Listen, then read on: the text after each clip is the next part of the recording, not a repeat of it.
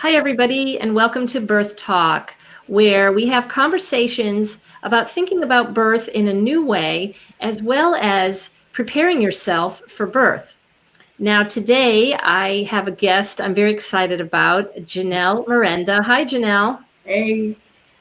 Now, Happy to be here. Janel is a filmmaker, an artist, a community activist. I like to think she's very involved and takes her community seriously.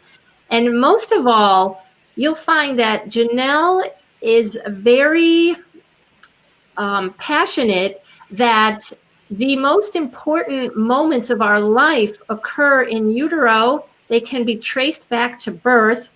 The few moments and weeks and years after birth are extremely important, and they're so important that it really lays the foundation of who we are, our personalities, the way we might sabotage or block ourselves in life, whether we'll be comfortable emotionally with ourselves. It can all be traced back to these early moments. And Janel has created a wonderful documentary, the only type in its class, really, The Other Side of the Glass, and it's about fathers at birth. So what I want to do today, Janel, is to talk about the importance of fathers at birth. Tell us a little bit about your documentary, and I'm sure we reserve the right to talk about other topics related to this. So my first question is going to be, of all the topics in the world you could make a documentary about, what grabbed you about this topic of fathers at birth? Well, first of all, I want to add that I'm primarily, my focus is birth trauma therapy and attachment therapy. And then that's the foundation, which all those other things are aspects of. You mentioned the filmmaking, the activism, the art. And I want to thank you because you so eloquently spoke what it's all about. And that always excites me. Okay, I'm hearing just a little feedback and a little echoey, so maybe talk slightly slower and a little bit louder at first. I'm looking for clarity, but it's okay, but it could be a little bit better, but all right. So anyways, but thank you. You're welcome. Yeah. Yeah, so how did I come to be doing a film about fathers at birth? Yes. The question. Yeah. Well, interestingly, I was born in 1956, and my father was present at my birth. And he was present at all 6 of his children's birth from 1949 to 1970. Nice. So in 1956, I think the statistic is 4% of men were in the birth room with the mother and baby. And so he's very exceptional. Yeah. And I had a very traumatic birth, which was forceps, and I tried to die, and the cord was around my neck, and multiple things. But I was wanted. My mother did attachment mothering back then when it was just called mothering. Yeah. And so I always wanted to be an artist. I always wanted to protect children. That's what my whole career was built on. And in my early 40s, I was introduced to infant massage by Deanna Elliott. And it was right after I left the state of New York. As a whistleblower, I worked at the top level on a project to create family supportive system, which was not going to happen. But I decided I was not going to be a systems change rebel rouser. I was like, this is impossible. Like, I'm just going to go back to working with moms and babies, because I'd done therapy originally, 10 or 15 years before that, and keep babies and mothers out of the system in the first place. So that was my introduction. And then at the same time, I was in craniosacral training, and it just kept deepening and deepening. And I thought I was going to get out of systems change and rebel rousing, and I realized, oh my gosh, this is where it all starts, in how we disconnect routinely and ritually, repeatedly, day in, day out, 24/7, every hospital, every city, every state, in this medical model of birth. So I entered into it from this perspective of healing trauma and healing my own birth trauma in craniosacral. Mm-hmm. And I studied with Ray Castellino, who specialized in this very hybrid, very sophisticated, exquisite form of birth therapy. Mm-hmm. And it was big time that I started to realize that, and I started to do the film, but I wasn't actually aware of what I was, like art does that. Art will add to it, and then it creates its own, has its own thing. So I realized at some point, like, oh my gosh, my question was when I went out, because I had attended my grandson's birth, and my son-in-law and I were just pushed out, and they just brutalized my grandson and my daughter. And I wanted to bring the healing information to them, to help them heal, because couples are so disturbed and so abused, but they don't realize what's happened to them because our whole culture just ignores this whole birth matters, the baby remembers, the neural system is working and wiring it up, but we just ignore that part, and couples go home and try to heal. Mm-hmm. And they never have the information, so they were sort of my muse. And my question was, what do men do with this anger when they're at the hospital? And it was a very deepening process with my dad over the 5 or 6 years that I was working on the film, because I interviewed him a couple of times, and and I really started to realize in the process over the years that, like, my dad never had anybody to talk to about what he witnessed. In 1956, in 1949, the doctor gave him the choice between my mother and my brother. And it was a horrible, he said he won't make it. You have to save them both. And the doctor let him be in the room because he thought he was going to lose one of them. Wow. And, it just really started to, like, my baby self, because our baby, we remember everything in our early brain. So, like, my baby self really knew, like, wow, my dad never had a place or anybody to talk to about what happened to him and what he witnessed. And he's very protective, and he was not an abusive man. I'm very fortunate for that. But he was distant, like men of that era are, but it was, like, so profound to me. And it really deepened my relationship with him as in his last few years, and it coincided with the filmmaking, and it was a big healing journey for me. And I did the film in a way that it's serious information, it's deep information, and it's triggering information if we have never thought about what you spoke of so eloquently, that, wow, this affects us for life. This matters. Yeah. So it's great. Well, when I saw the documentary, I loved it. I loved the individual stories. My heart really went out to men who, behind the glass, that they are, like, separated from the whole process. Even when they're newborn baby, they're not allowed to go in and touch their baby. They just look from a distance. It's like we push men to the side to just look and not really be fully connected to it. So it's got to do something to the men, definitely. And then they were brought in, and now when the trailer first came out, it took me about 4 years to finish it. People thought it was going to be about teaching fathers how to protect. So there's this whole new thing about teaching fathers how to go into the hospital and get what she wants and protect. And I'm like, no. This is about a father needing to be present in his love hormones, in his oxytocin, being present with them, and the fathers told me in his moment of Oz, chapter 2, that over and over, fathers said when they saw their baby for the first time, that's when it was real to them. And that is the 5th stage of birth from the perspective, the neural perspective of the baby. And, medical people, even a lot of midwives, don't understand the neurology of attachment and how critical it is at that end stage at least keep mother and baby connected and safe with their people who are going to be with them and are safe. And right now, fathers are just pushed out of the way, and the scissors are put in their hands, and they cut the baby off from the blood cord prematurely, and the mother, and that's a badge of honor, like, oh, I cut the cord. It's like, no, you separated the baby from the cord blood. The hospital, whole medical system is so genius about, oh, well, we'll just get the fathers to do this, and that'll be a wounding between them, and it won't affect us. They won't be mad at us. Wow. But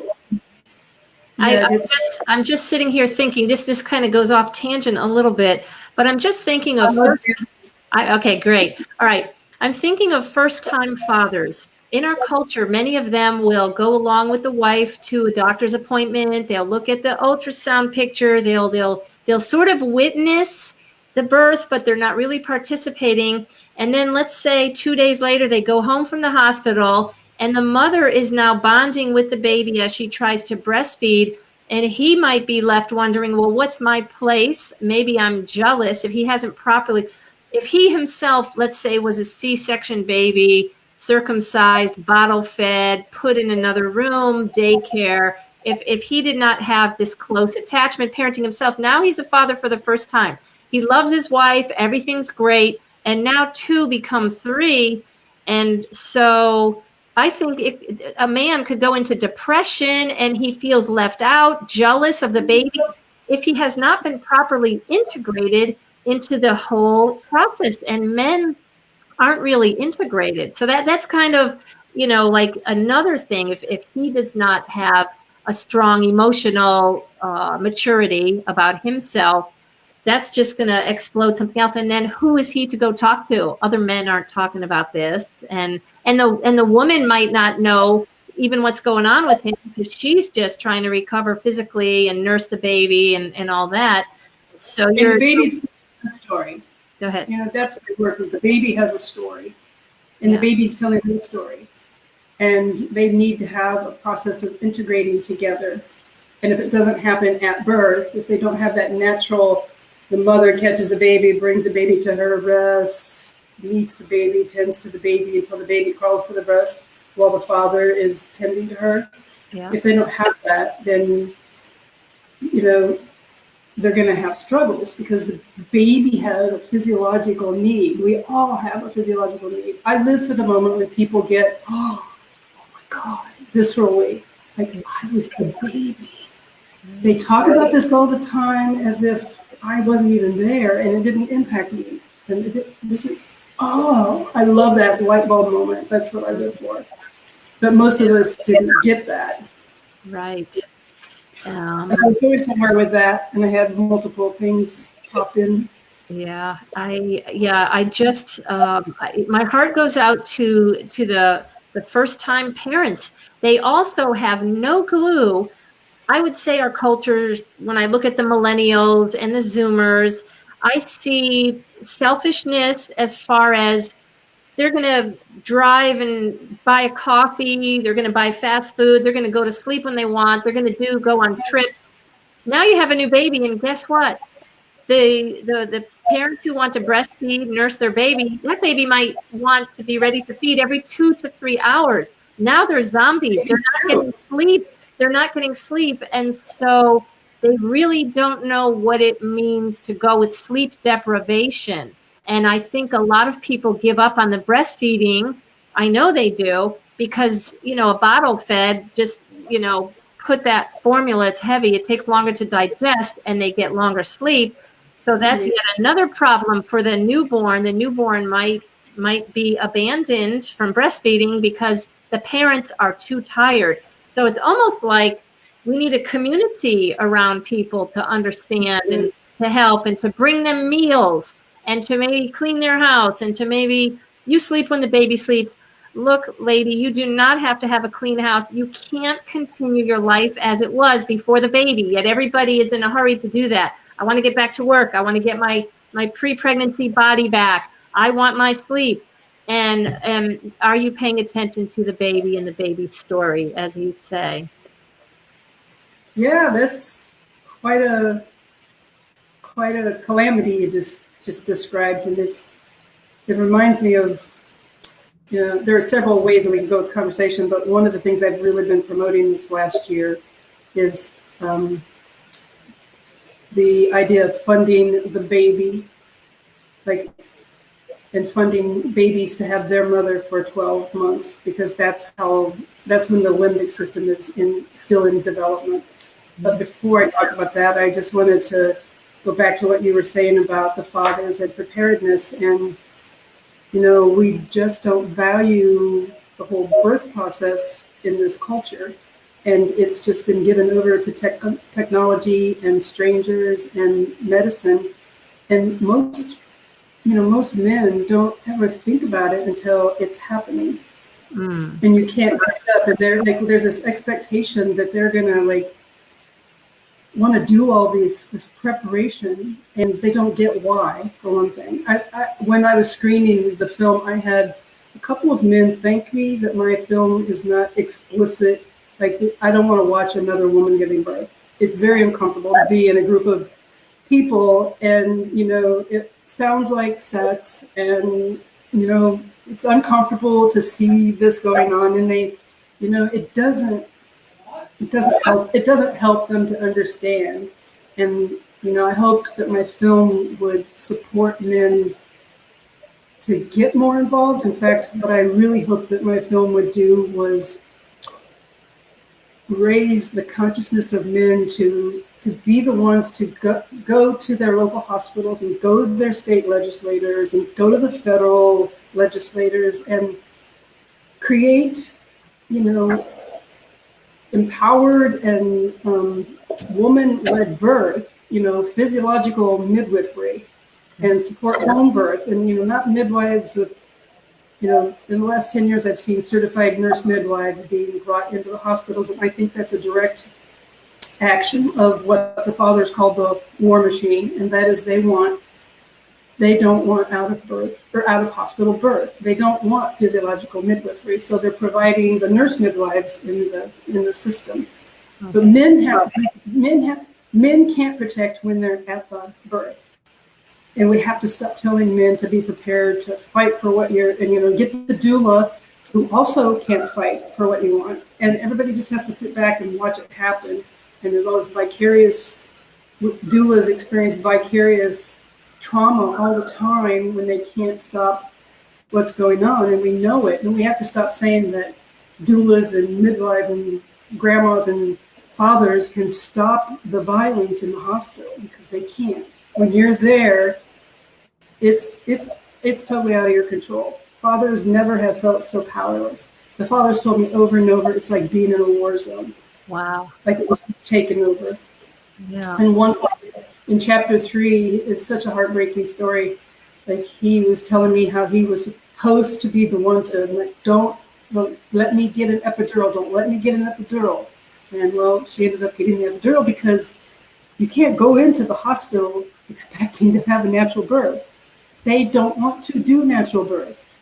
Their business model is medical birth. It's drugs, interventions, one after another. So for me, and I'm vegetarian, it's like going to a steakhouse and expecting to get a vegetarian meal. And I mean, unless it's a vegetarian restaurant, I pretty much know it's not vegetarian, because it's cooked in that environment. But I could go to a steakhouse and get some fries and get some, spinach avocado dip or whatever, but it's not vegetarian. So if you're going to the hospital, you're not going to have a natural birth. Okay. That's just a given. And men need to be the ones to fight for midwives, fight for home birth. If you go to any state where the women are fighting for home birth, it's a bunch of women in this archaic legislative system trying to get the right to have a home birth. That's crazy. Women can't protect themselves in that environment. They can't protect themselves in the hospital. Men can't protect themselves in the hospital. They can't protect their partner and their baby in the hospital. It's the hospital system that has to stop doing what it's doing. And the only way that's going to happen is if we demand it. And fathers can't protect when they're at the birth, but they can after birth or even before birth, a man who's 60 never had or won't have any more children, it's his problem too. When we have this world of babies that are being born into this violent, medical, disruptive, profit-based system. So I don't know how, I still hope that fathers will sometime, and right now there's not a whole lot of working outside of the home going on, so this is a good time to do some research. Yeah. And I was thinking that a lot of people think birth is a strictly women's issue. And as I'm an advocate of husband and wife home birth, and that basically every picture you'll see the woman with the midwife, women with baby. Oftentimes you don't see the father, you don't hear the father, he's forgotten and he's lost and he's ignored. And as you describe what goes on in the hospital, I would tend to agree with that. I don't think men know any better, especially first-time parents. They just don't know. And my advice to people, if they choose a hospital, is be confident and go into the hospital as late as possible so they can't mess with you. Go in when you're pretty almost ready to have the baby. You're well along in labor, and maybe it'll just take you a couple of hours, and out comes the baby, because then they might not be able to mess with you. But for some people, that can be traumatic. Some women are like, oh, I want to go and get settled and comfortable and then take my time and make sure I'm there. But there's just so much to fight against in the hospital setting.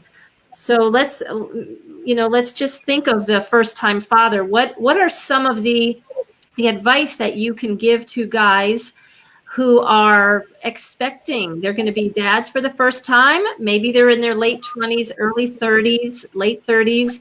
It's a first-time baby. What is it that these men should know? What should they be looking for? What should they know as they're coming up to approach a birth? Well, the first thing that comes to me is that ideally, from my perspective, if they were to understand that they were affected by their birth and by the separation from their mother, and that birth really is a defining moment, and it really matters to the baby. It's not a medical emergency until it is one, and it's if somebody's already, it's always a challenge. I've been told that my 10-minute trailer that came out in 2009, before the film actually was done in 2013, has really supported a lot of men to make a decision about being more involved and choosing home birth. A lot of men are afraid of home birth. My son-in-law was afraid of home birth, and it was in Arizona, and so VBAC was illegal. Like, how not illegal? Anyway, so he was afraid to choose that. Okay. So men are very. They see all the stories on the.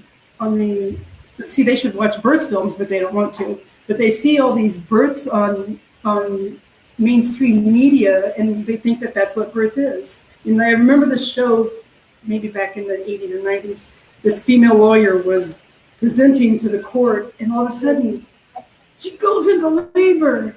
And then, very shortly after that, the female judge has her up on the table delivering the baby. Okay. Or you see people walking through the streets, that the birth film about illusions. I can't remember the exact title right now.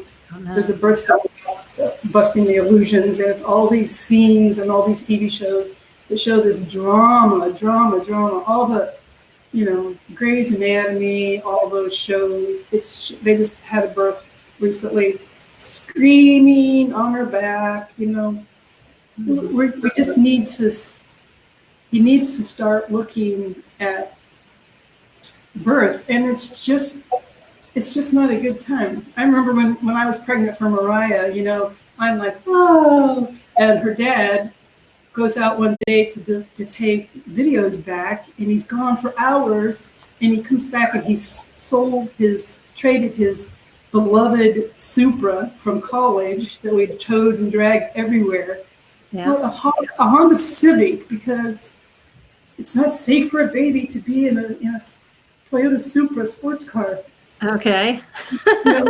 Immediately start thinking about the finances, and especially if you have to have all the photographs, which I highly recommend since my daughter's a photographer. But all the pregnancy photos and the baby photos and the strollers and the high-end this and all that. It's like they just start going into their financial head and thinking about college. Okay, how am I going to okay, I got to start preparing for college. And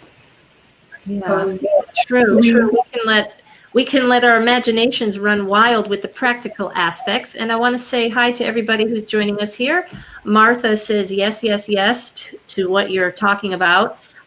Carol Oswald is here, and she recommends that the dads get educated, know what the mom wants, protect the mother-baby relationship, and don't watch mainstream media births, as you were saying. And an idea came to my mind when you were talking. Sometimes men feel that they are protectors. They're in the world of the reality, the world of finances, maybe the job, and the responsibility can seem enormous. But it's a time for the pregnant mom, the expectant mom, to lead her man to express himself more gently. So at night, if the baby's moving, he can be touching her big belly and feeling the baby move. And we know that the baby feels the mother's emotions, hears her voice. Maybe he can hear the dad's voice too. Maybe he can get close. Baby can sense the father's presence, speaking to the baby. He can get to know the baby while the baby's growing inside of his wife. And at birth, he can just try to, like the woman would have to do in the hospital, is block out. You have to block out so much when you're in the hospital. And the man can block out and be there, just be there with the wife, like Carol says, know what the mom wants, know what she needs, and just be there. If she's going to the hospital, it doesn't really matter. What she wants and what she gets will not be dependent on what she wants or what he can get for her, or even the doula. Yeah, it's a big uphill battle. It's a big, as the viewers might know, we're very pro home birth here, because home birth is where love will be expressed and experienced at a higher level. I will say love will be expressed and experienced at a higher level in the home, because you don't have to block out the technology and the impersonal aspects of the birth. So that's my bias, is that, because I had hospital birth 4 times before a home birth, completely different experience. Yeah. Well, I'm very pro physiological birth and baby-led birth, because if we're following what the human baby needs, we're not going to undermine the woman. But if we're following what a woman wants, it's based on all this new things to do or not do, it doesn't necessarily serve the baby. True. So I'm very pro physiological birth. Good point. Natural physiological birth. I would like to see the hospital be forced to stop doing what they're doing that is not science-based. And we'll see over and over and over in the news right now that the U.S. has the worst outcomes with the highest, profit to the hospital. And we know, one of my big things is that people don't even know that the epidural has had fentanyl in it since the early 80s. And they've been researching fentanyl. Okay, fentanyl. Please describe what that does. Yeah. Fentanyl is the synthetic opioid, and it's what's creating this big epidemic of people dying from overdose. And we have never looked at they actually did research through the 80s, and there's a huge body of research that shows that it's very detrimental to the mother and the baby to have epidural, to have fentanyl. And instead of stopping what they're doing, this is what they always get to do. Mm-hmm. Even when we know it's wrong and it takes a long time and it has to be a lot of damage before they'll stop, they get to keep using it. So then in the early 2000s, some of the research was about maternal satisfaction. And there was one, it was a peer-reviewed piece of research that even tagged at the end, the baby looked, the baby was fine. But that wasn't even part of their research. But they said that. But so they put it on women to you're choosing this. It's because so we've gone from it when Mariah was born 26 years ago, to induce, you had to have a medical reason. And then it went before the board, and it was an osteopathic hospital, so it might have been different. But, in just 25 years, we've gone from, induction is not good and epidural is not good to it's normal. Right. And it's not normal. It's a typical hospital birth, but it's not normal. And they have to stop doing what they're doing. That's the bottom line. Like, to answer the question, I would like for fathers to engage with me to heal their birth. And the fathers that I have worked with, when they go into the hospital, or even at home births, if they have started to do their own work, then they can be a better support there. And then we can work afterwards to bring the family back together to heal. And I think every father should be told, you need to prepare yourself at a really deep level and heal your own birth trauma. And mothers need to heal their birth trauma. But when they're pregnant, by that time, it's really challenging. But I'm a big advocate of people, because it's a totally different way of life and experiencing when you understand your emotional brain. Because the emotional brain is the limbic system. It's pre-verbal, it's sensory, it's emotional, and it comes online in critical development in the third trimester, through labor and birth, through postpartum, through the first year or plus. That's when our emotional brain about fear and love is being wired. That's when it's being laid down. That's our pre-verbal emotional self. And so then that's the foundation upon which everything else in our culture will build towards our adult, prefrontal neocortex brain, the thinking brain. It's all going to be in relationship to what happened to us in utero, during labor and birth, in the first year of life. Yeah. And so it's really, really important, I think, for fathers to plan. And this is where the fight comes in too. And it's a good time to fight. Come to Washington, D.C. It's going to be a fun time, looking at family leave and all that. But this is the time to come and go to your state legislators, your county, city people, your business, your job, and start demanding that we support that human baby during this critical time of emotional development, because the baby is going to live with how the brain is wired. To me, it just is so... It's so logical. Like, how does everybody not think about this? I think we choose what is convenient. We choose the pattern that we've been on. As far as Family Leave Act, go to the root of those patterns that you just keep doing and you keep getting stuck in. Go to your pre-verbal neural brain or limbic system, and that the Ray Castellino training and birth trauma process is all about working at that level. Yeah. And that's by the way, that's where my art has transitioned to working that way as well. Good. Because I've been at this for 20 years thinking, how can people get this? Because we're so resistant. As soon as we say your birth matters, oh, well, if I hadn't been saved, by the surgeon, I would have died. And all of that may be true, but that's what's wired up in you. So it's a really powerful spiritual journey to bravely go back to when you were developed embryologically throughout gestation, your labor and your birth, and to integrate it all. Because the problem with not recognizing it in our culture is that we're not integrated. We're a very disintegrated humanity.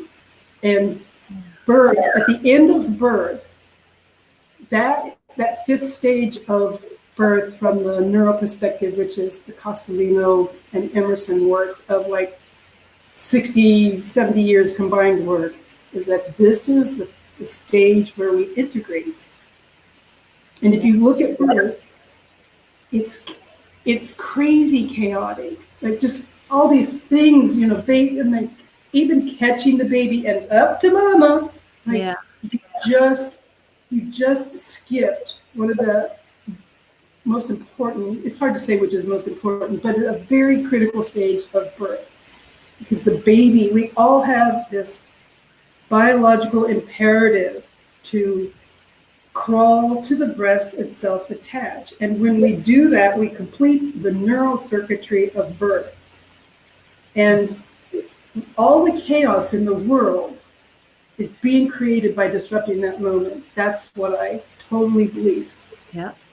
Yes, I will put a link. So this is Facebook Live right now. It's being recorded. It will be put up on my YouTube channel, Marriage Coach Lynn, and I'll put a link for you to go to. I was looking at, you can see Janel's 10-minute trailer, and you can also see the 9 framed pictures, or 9 or 12.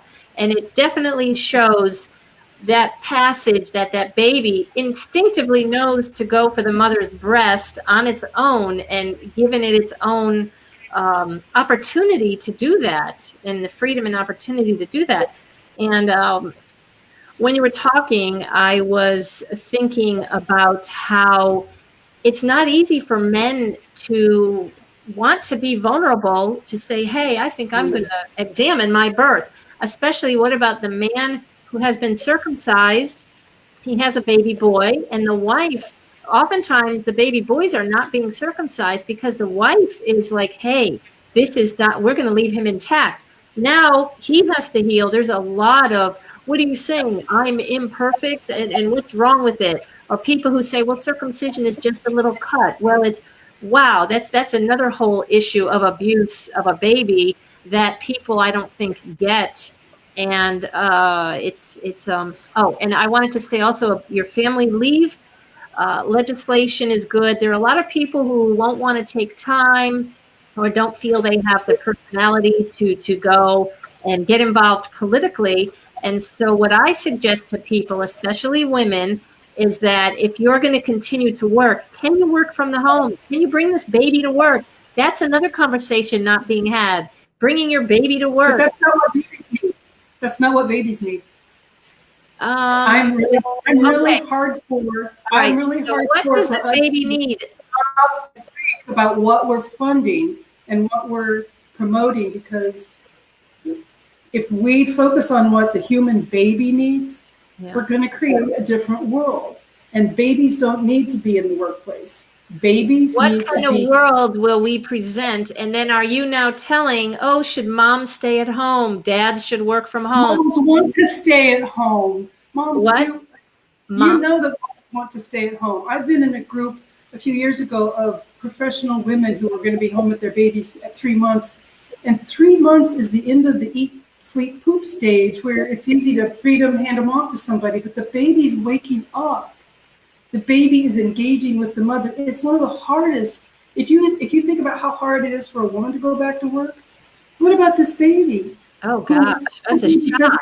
Needs and emotionally needs is the mother. Right. And women don't want to go back. And if you know, we're similar age, and I remember in the 70s we were told, you know, we needed to be at work to be equal, and you know, it's all about making money and having your career, and the babies will be fine, but they're not fine. So we need to go back and fix what we really messed up. We need to protect women's jobs, their scholarships, their educational track, their career track. We need to protect their other life as a woman, as a human being, their work. We need to protect those jobs for at least a year. In Germany, they protect jobs for 3 years. You don't get paid, but your job is there. And I think it would cut down on abortion. I think a lot of women choose abortion because they don't have support. And if we were a culture that supported the baby, because the baby's limbic system is being built. If you want to have a loving, peaceful, compassionate, empathetic world, you have to wire human brains for that, because it's not going to happen if you wire them in this drama and drugs and separation in the hospital, and then having to go back to work. And my neighbor is high up in a corporation here in DC, and she patched together 5 months because 3 months was not enough. I mean, I know multiple people here, like, this is crazy that we do this. So it's about the baby. And that's where I'm at now, is that I talk about all the time on my Facebook page for my film, taking things in the culture, little news clips, and putting this baby perspective on it, this pre and perinatal perspective on it. And we need to protect these babies and protect their connection to their mother. And why would we not want to pay mothering? Mothering has been unpaid and seen as unworthy throughout the history of this country. And it's the most important job.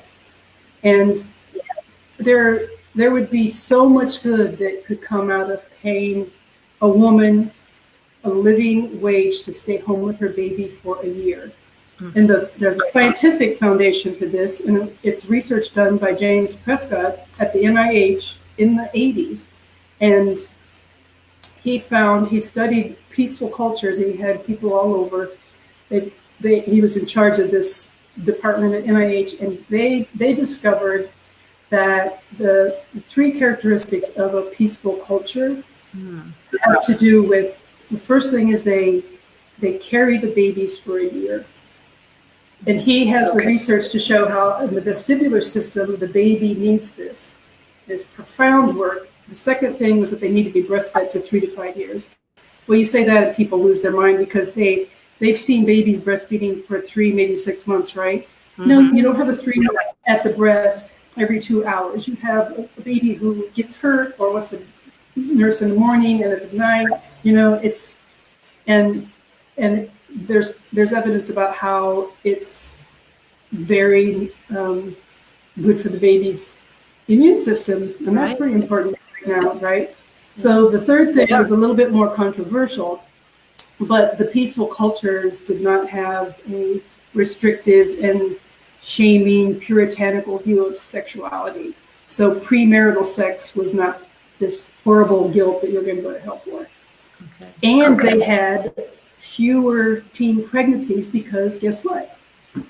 Mothers carried babies for a year. They had the family around them. Somebody's carrying the baby, interacting with the baby, people who love the baby, and babies have access to the mother or some breast for 3 to 5 years.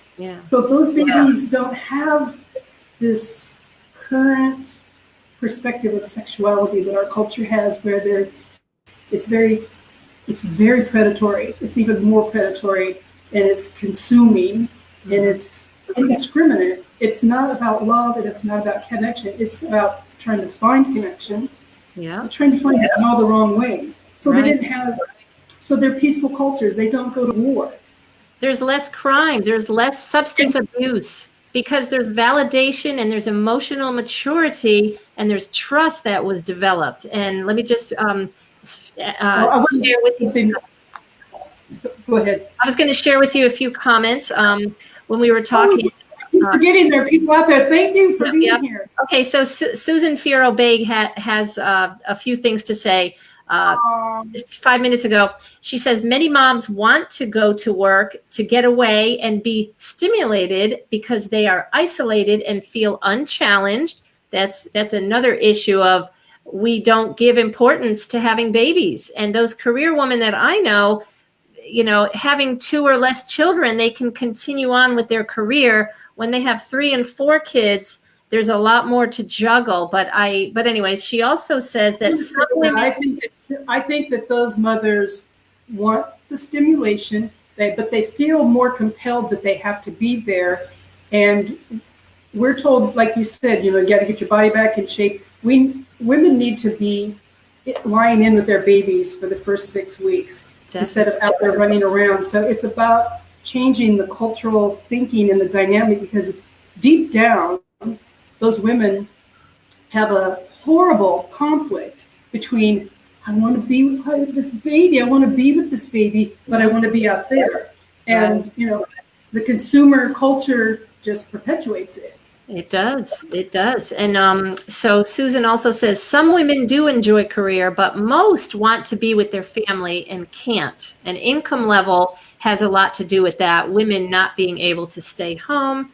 And let's see, Susan also says, yes, if money was taken out of the healthcare system, 50% of our county's expense is healthcare. If that money was invested in mothering and other prevention, we would have a healthier society. And we know that we probably have physically healthier, breastfed babies, making your food at home, and the attachment parenting type stuff makes for emotional and physically healthier kids. And yeah, it's all about that. We're not valuing mothers. We're not really valuing mothers and fathers. We're valuing citizens who can make money. You know, people want money and prestige. And I know I was a former career woman, and I had a hard time transitioning to full-time mother. My identity took many years to figure out the value and the importance and everything. A lot of comments from friends and relatives. Wow, you have your master's degree. You're such a smart woman. When are you going back to work? Why are you staying home? Like, that's not important what you're doing. Wow, why do you have so many kids? Blah, blah, blah. So I had to ignore. Your education doesn't qualify you to homeschool. Oh, yeah, that's right. I want to go back to the research that James Prescott did, because here's the big, I get so mad.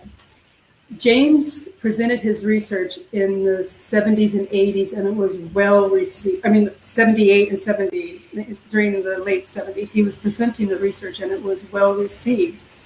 And then in the era when Reagan was coming in and there was a new director at NIH, that director went after his research and squelched it. And do you remember what I started college with two children? They were 1 and 3 in January of 1979.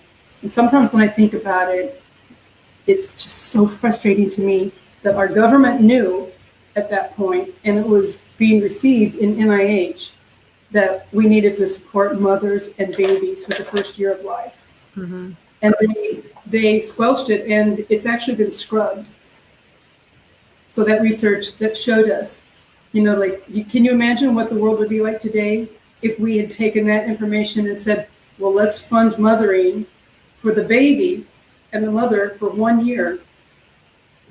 Let the mothers be home with the babies, carrying the babies. Let's support community. No, they didn't. They didn't want that. Yeah. So now we find pockets of individuals have to just acknowledge that it's important in their family unit, and then, you know, courageously proceed with a life that will respect the baby, the family, the marriage, and all of that. And I'm hoping during this time with what's going on now, where there's a total shift in the financial structures, that, you know, people are growing their food, so maybe growing baby food for your baby won't be so weird. And, you know, getting a stimulus package from the government, you know, every place else in the world, their governments are supporting them financially. But here we have to go through all the process, the carrot and stick, I call it, you know, qualifying and not qualifying. And people are talking about the ordeal of getting paid. And it doesn't have to be that way. Yeah. And another issue that comes to mind too, and I know this kind of just goes off on so many tangents, is the war that women have between themselves, at home versus at work. We don't have to be at war. We have to see that there are different choices being made. And sometimes women are women's greatest enemies. And I was reminded, hi, Billy, we have a guy watching. Billy Hall says that there's a stigma today against working women as well as working men who would rather stay at home with the children. Parenthood isn't valued over breadwinner. And I'm thinking, I love when I meet stay-at-home dads. Ooh, that is a very, very low number when the dad goes to the kids' school events and the mom happens to make more money, and it just works out that way for him to stay at home. So there is great discrimination against a stay-at-home dad. So Well, the baby needs the mother, the body first who year, made you're saying you believe the first year. Okay. ideally, and that doesn't mean that she can't go to work, but part of my thinking has been that this money, every baby deserves to be with their mother, whether she is a service level worker or middle or wealthy. Every baby deserves to have the mother to care for them. And if every baby was given, support, like a living wage, a woman could choose to go back to work because she needs to, or she wants more money or whatever. But the money is hers to choose caregivers for her baby. Right now, there's like all this, like Elizabeth Warren, bless her heart, is talking about childcare, but childcare is really detrimental to the baby prior to age 2. And the research has been there for a long time, and we have to start honoring that. But if we funded the mother and the baby, the mother can choose how many grandparents. I know multiple. My niece is taking care of my other niece's child part-time, and she's a college professor. My mother-in-law is taking care of my sister-in-law's children. Like, grandmothers and grandfathers are taking care of children because people can't afford daycare, or it's not quality daycare. Why not why do we have to be so controlling of working humans and what they'll do with their money if we give it to them? If we pay a woman, if we pay a baby to have family care, why do we have to be so controlling of it? The mother can choose to pay her mother, who also needs money, especially, they've lost a lot of retirement. People are losing their homes now. There's nothing wrong with giving women the choice, real choice. And you were talking about choice, going back to that research. The research and the culture has been constantly pitting women against each other because we don't focus on the baby. We don't focus on what the baby and the mother needs. And so it's the next really cool thing, or, something to buy, and they pit women against each other. Like, it's not a woman's choice to not breastfeed. We got to let go of these egos. We got to let go of the egos and the achievement mentality and the financial competition, I guess, or comforts, and think of human beings. We have to think of the human being, and maybe the human baby has a human right to have human milk anywhere, anytime, for any reason. That's that's one of my and kind of lost my train of thought. Multiple things popping in. The baby has a right. Our equal rights and our human justice begins with how we treat babies. Every baby, I don't care where they live, I don't care their race, religion, the mother's gender identity, their education, their income, it doesn't matter. Every baby has a right to have what it physiologically needs to be a well-adjusted, loving, compassionate human on this planet. Yeah. And every baby feels, they keep saying a baby doesn't feel anything until 12 weeks in utero. The baby, I think, life feels from immediately. The baby doesn't feel this or that. Well, I don't believe that. I'm not buying that. Baby feels when it's not connected to its mother.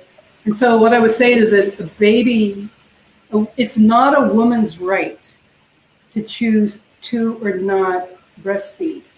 And if women knew the importance of it, they wouldn't choose it.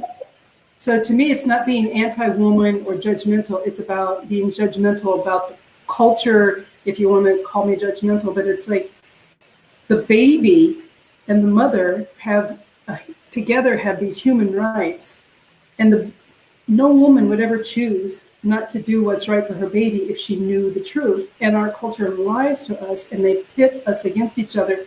So if a mother dies, if a mother can't, if she doesn't want to, that's okay too. But the baby still has a right to have human milk. And there are lots of women who will share their milk, and that, like man-made chemicals are a last resort. But it's like, if we focus on the needs of a baby, and if people would learn how to settle themselves and not overreact to everything, they could give other people leeway and freedom to explore what's going on with them and why they want to make this choice. But if you start focusing on the baby, all the conflict goes away. Yeah. All the fighting goes away. Yeah. And we're given skewed choices all the time. Like going back to funding mothering, hashtag fund mothering is I write about. If we go back to what the baby needs, we're never going to we're never going to be against the mother. It might be inconvenient, but that's where we, the culture, step up and provide for every baby. Not every branch of the military, not every big stealth bomber, not every corporation. That's not who we need to provide for. Correct. We need to provide for the babies. And mothers are being told that this is their choice. Yeah. And it's all consumer driven, and it's all control driven. And so women choose. And then, by God, I made this choice and I have to live with it, and I'm feeling the pain and my baby's crying, but I'm going to stay with this choice because it's mine. Where we get really entrenched and take it out on each other. And we're just harming the babies and each other. And what I also think is that if we are more loving human beings, if we willingly, happily, the word sacrifice might not be right. When we give to the baby, when we quote unquote sacrifice, when we give to the baby, guess what? So much love comes back to us, the oxytocin, the hormones, and the father and the mother, and they're in love with the baby. So by giving your life to your baby, you get so much back in maturity and love that you never thought you would. And that creates the peaceful society you're talking about. Thank you, Janel. Well, if you don't want to sacrifice, then I suggest that you not have the baby, because any mother any mother knows that your life is never your own ever again. Every choice, everything that you do, every choice that you make, you have to consider one or more people. The effects on them, and children's needs are really, really critical.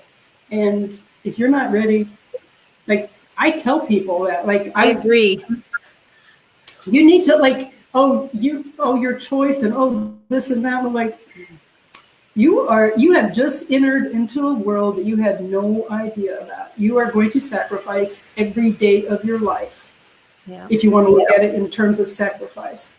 Yeah. You're going to be struggling. You may be doing what you want and need, but you're also going to be living with the consequences of not meeting the needs of the person that you brought into this world. And that's why I think it's so important that we fund that. Yeah. That we fund that instead of bombers, instead of corporate bailouts. Yeah. Pharmaceuticals, a rush, the billions of dollars, a rush to an immunization, and all of that. So anyway, I'd like to wrap this up here. And if you want to share a few concluding remarks, if there's anything else you want to talk about fathers at birth, or you made several points, but is there any concluding remarks that you want to leave us with? I think what I want to do is just mention that on my new website that I'm working on all the time, developing with my art. I didn't get to talk about my art, but that's my art in the background, and you can check it out on my website. Yeah. I am concerned right now about, it's tragic that women are having to face this virus while they're giving birth. And so I want to offer fathers and grandmothers a consulting kind of relationship where I can support them. I know one of the things with my film and with the therapy with fathers is that I'm a sacred listener. I'm like really outspoken, radical, but like when I'm in the sacred healing space, it's like boom. But fathers need some place where they can lose it. Be angry, be scared, be whatever, and not be judged, and just articulate it, feel it. That's the core of my work with fathers. It's just being present. And that's the fathers in the film, that's what was going on. They just told me their stories. And some of them said, I didn't even know I needed to tell that story because it's been bottled up. And I learned that I had to have the mothers out of the space because fathers will look to her. Like they don't want to say something that counters what she feels and what she's been saying all this time. They need to be able to speak it. So I'm offering that in grandmothers too, because I just can't imagine how terrifying it must be to have a baby due in the next few months and you're facing this. So, I'm offering to do research to help them find midwives and birth centers, like wherever they are. Okay, great. All yeah. right. So, and the other thing is hope people will check out my art. We didn't get to talk about how I'm incorporating that into this, but. All right. Well, thank you so much. My guest has been Janel Mirendah. Her documentary is The Other Side of the Glass, and I will put links at the bottom of this on my YouTube channel and Facebook page as well. So it's been a pleasure, Janel. Thank you so much. It's so good to see you again. You too. All right. Bye. Bye.